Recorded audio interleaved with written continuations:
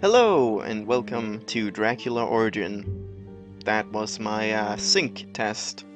Sorry that you had to see that, but I wanted to include the splash screen. So, yeah. This is like the fourth game that I've tried to record today, and I'm just, wow, that scared me. I thought there was a bug on my screen. Uh, I've been trying to record a lot of stuff, and there's been issues and just incompatibilities and stuff like that. And with this game as well, I just want to point out 1280 by 720, and it still like has black boxes. Whoa, that sound.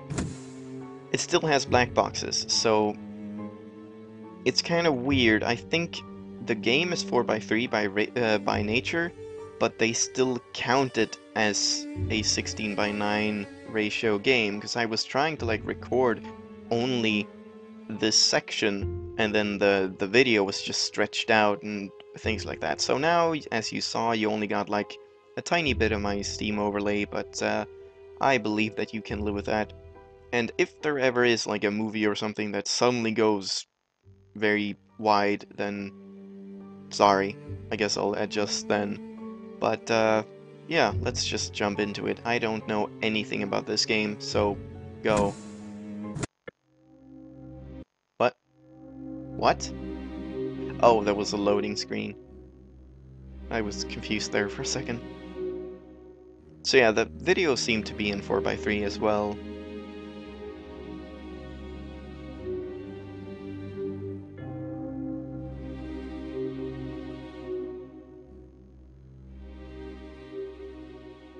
Other than sunlight, which can be fatal to them, there are very few ways in which to conquer a vampire. However, various legends and reference books about these creatures of the night, as well as my own experiments, have affirmed the following.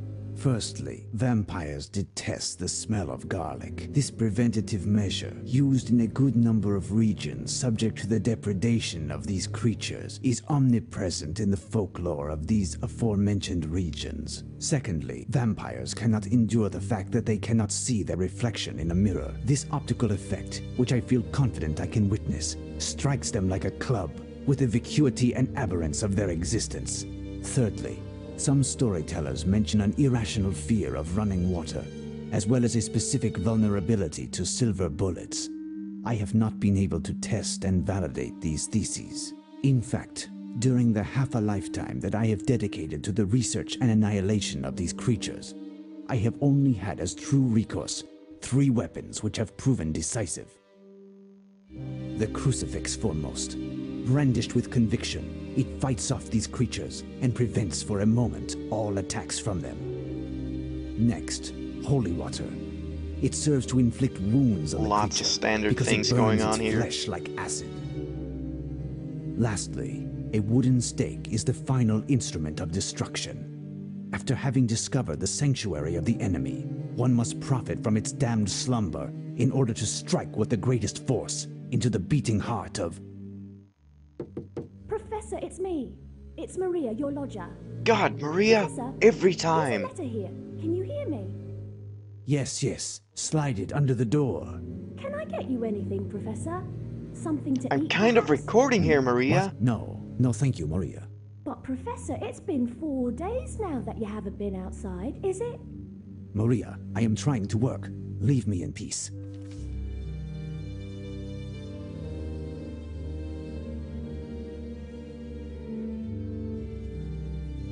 Okay, wait, Van Helsing? Did it say Van Helsing? I didn't even pay attention. My friend, how can I allow you to leave? Wow, the and what will voice acting become is of so you? weird. I should have been in your place in this cursed castle and being destroyed by the one whom I have chased for years. You've had Mina. Poor thing. What grief I will cause when I shall tell her the news. There isn't a moment to lose. What? We must inform Mina. She is in grave danger.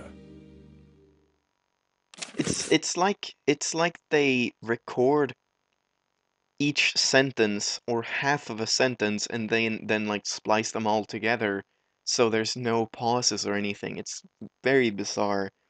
Um yeah, this is nice. Like all of this, like, what are they called? Like the things that are legend to like vampires and stuff with wooden stakes, crucifixes, uh, garlic. Did they say salt? Because that I think that's I mean they didn't say salt, but salt is usually something that's used, isn't it? Like you salt a line. Maybe that's for demons or something. I don't know. And silver bullets and the reflection, no reflection, and sunlight. And yeah, it's just every single thing possible to fight vampires. So it seems like this isn't a very um creative story. Like they could have like you don't have to go with the whole stereotypical vampire thing, but we'll see how it goes. Maybe the story will be better. I'm gonna read this now.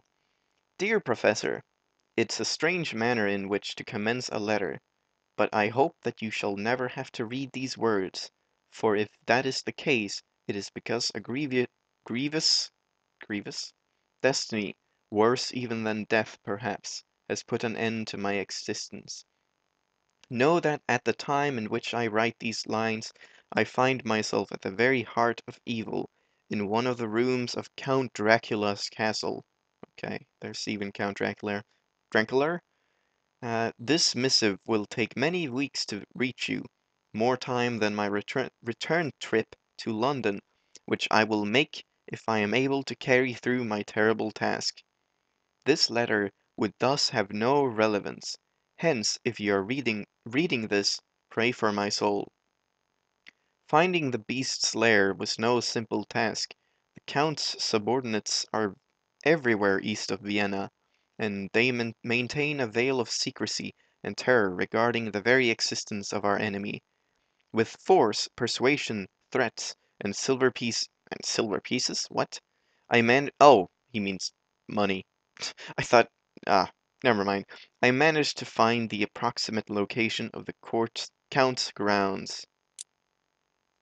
Wow, wow, wow, this is long.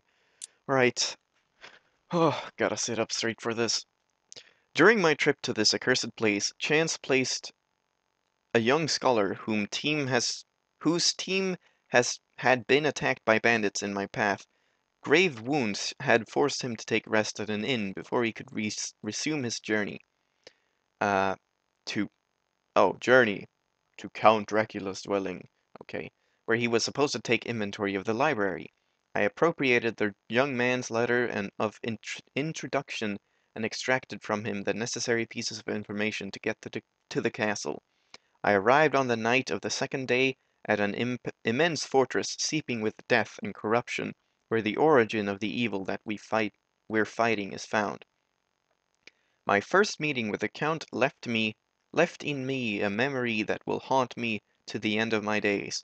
How to imagine such nobility, charm, and benevolence in the behaviors of a man who only by his icy, demented look betrays his true nature?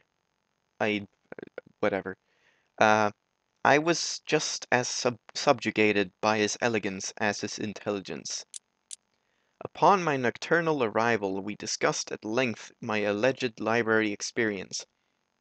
He immediately noted my accent and asked questions that were both precise and direct.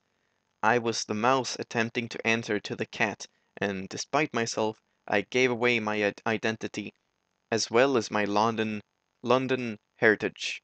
He seemed to read into each of my answers, and it was the devil of a task to mutter an explanation of my presence here as a delegate from a large Viennese library. He then interrogated me regarding London and England and seemed genuinely impassioned to hear about life in our capital. I then had the misfortune of mentioning Mina, my dear betrothed. Is it betrothed? Betrothed? I can't pronounce that word. I'll look it up sometime. While recalling an afternoon spent boating, the Count pressed me, in an almost impertinent manner, to show me a photograph of her. What is he doing? I complied, and was then struck with an infinite terror by the Count's rapacious and carnivorous gaze as he examined the face of my loved one grasped between his hands. I feigned a very believable fatigue and isolated myself in my quarters. Sleep did not find me that night or any of the following nights. Terrifying. What? What does it say? Abnormal. Wow, that looks weird with a G connecting. Abnormal noises mixed with the howling of the wolves that swarmed the region. The Count has been absent for 3 days, but his abominable servant, abominable, assures me he is to return tonight. I will wait no longer to spring into action. This immense place oppresses me, and it seems that the shadows themselves are alive, observing me and tormenting me with their laughter. I miss Mina so much, what I wouldn't give to be by her side. I don't dare write her, she wouldn't understand the dangers that my mission involves. Assure Mina once again of my complete devotion to her, and, if you receive this letter, ensure that she knows my last thoughts were of her. Your student and friend, Jonathan Harker. Wow, that was one hell of a letter, and sorry about the pronunciation mistakes and stuff. I'm not great at reading stuff. So, what do I do now? I have a crucifix. No. So you can't look at them. And matches. Alright, so right click? Yeah. Come in, Whoa, Professor. Jesus I Christ. am pleased to see you. Please excuse the disorder in my attire, but I haven't had the strength to attend to the housekeeping this morning. Shame on you. There's also some weird things going on with the mouse. Like, I'm moving it consistently now, and then well, now it's moving consistently. Sometimes it just slows down and stuff, but I don't think that's gonna have too much of an impact. I can just get used to it. What is going on? But what is going on, Mina? And where is your servant? Jenny is absent. She is with her sister. My God, I am at a loss for words. We found her poor sister yesterday, dead. An atrocious crime. Today's newspapers gives the heinous details. The police came here to break the news to Jenny. She was shocked and had to go to the police station to identify her sister. What a tragedy!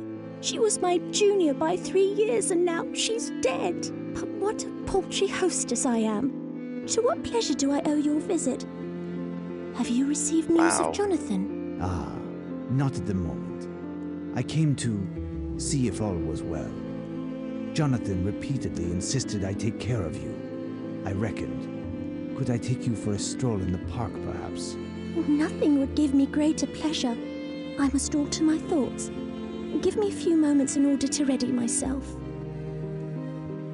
I like how she's like, my friend just died! I did But not what do I have owe the courage pleasure of to your break visit? the sad news to her, but it must be done sooner or later. What could have happened to this poor young girl? Mina told me that it was mentioned in the papers. Alright, can I?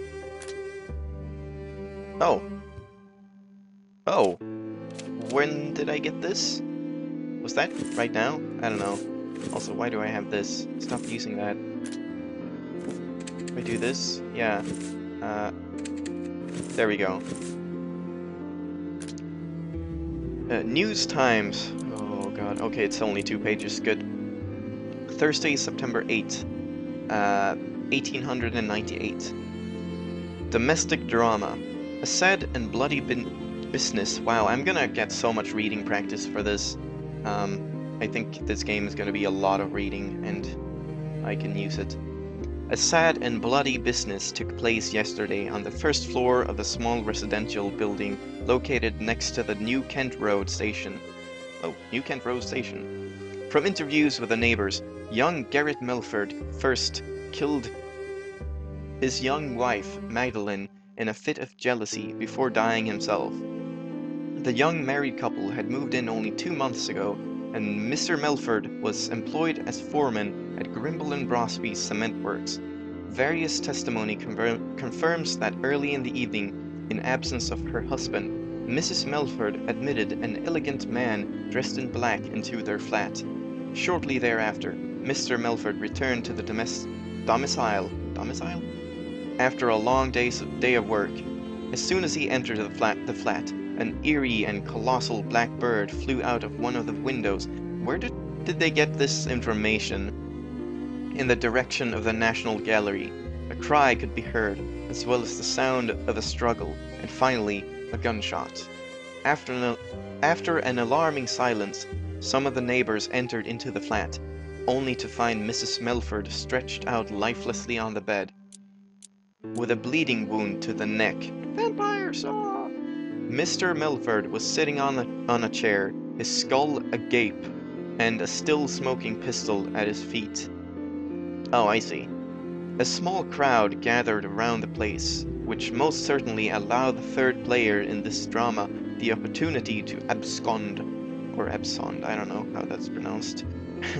Upon the arrival of the police, they concluded that it was a murder of passion, followed by a suicide, even though the exact unfolding of the events, as well as the identity of the lady's nocturnal visitor, are still unknown. Note, the testimonials taken at the crime scene are very troubling, particularly in regard to this eerie and colossal black bird.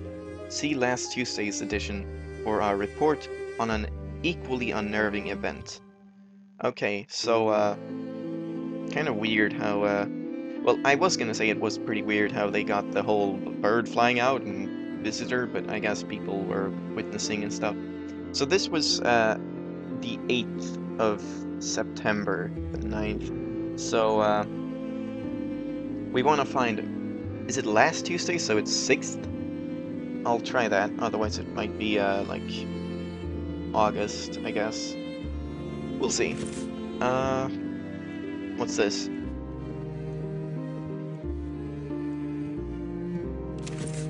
The Courier! Oh my god, so much reading. The bloodless corpse of a chambermaid found near the banks of the Thames. 2 youths residing near the Cursed Mermaid pub, located near the warehouses at Southwark Bridge, made a macabre discovery yesterday while they were playing in a lane. The pale, bloodless corpse of young Carlotta Perry, 23, was lying behind a stack of wooden crates. The woman was fully clothed, and based on the first official report, her death is due to precise incisions to the neck, which caused her blood to drain. A curious point is the almost complete absence of blood on the ground near the corpse. On the other hand, a few local trollops seem to be led directly towards a wall located on the banks of the Thames, and the proprietor, who had been assisting the police in their investigations, confirms having seen them continue to the roof in the same direction. That is towards Tate Art Gallery. The precise circumstances and, more importantly, the motivations of such a barbaric act are still unknown. The victim, an exemplary servant, had an excellent reputation and led a life without incident. Vampires possess numerous powers, such as uncommon physical capabilities and the ability to transform into bats. Sure. Beautiful roses. Beautiful, yes. Anything else? Statue, closet, can I get her underwear? I don't think I can. What's this? It is a photograph of Harker. Mina is very much in love with him. Why am I taking that? Wow. He is staring intently into your soul. Wow. That is quite the stare.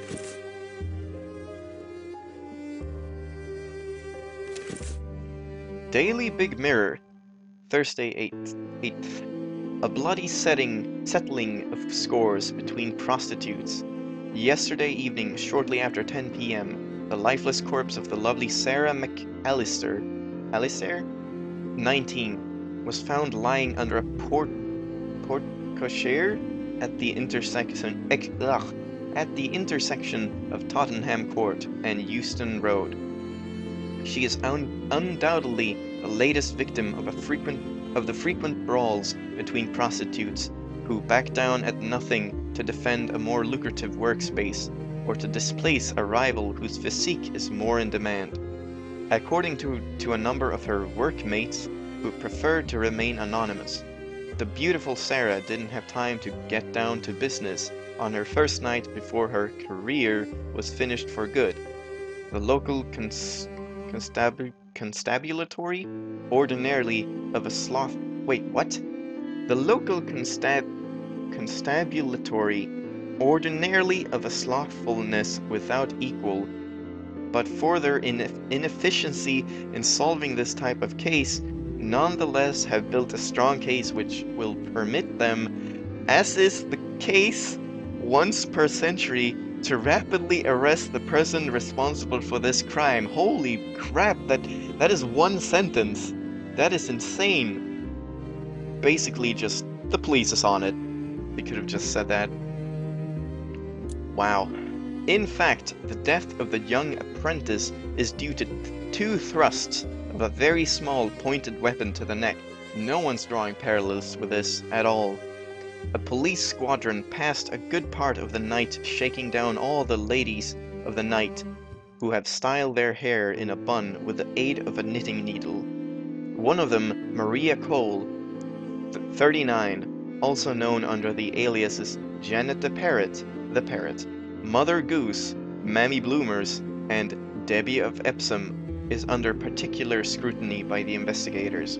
Her booth faced that of the beautiful Sarah, and all they could get from her were drunken mutterings regarding a stranger who, after quickly finishing with the girl, jumped in a single bound onto the roof of a neighboring house before fleeing in a straight line towards St. George Cathedral. I'd wager that this parrot should find another tune to sing if she wants to convince the authorities of her innocence. Oh, so much Damnation. Reading. This cannot be a coincidence. Harker's letter spoke of his host's interest in London. I must get to the bottom of this. This pile of newspapers must have belonged to Harker. He kept them to help him in his hunt. Perhaps I will find the article to which the News Times made reference today. Okay. What happens if I just take something else? I can't. Alright, so it was the 6th of September. Probably this one. Why can't I? No, it is not No. that. Okay. Try again. Oh, I have to... Okay. What if I do Useless. this? Alright, so this one. These articles surely contain some clues which will permit me to discover where the perpetrator of these wrongdoings has taken refuge. Alright. More reading.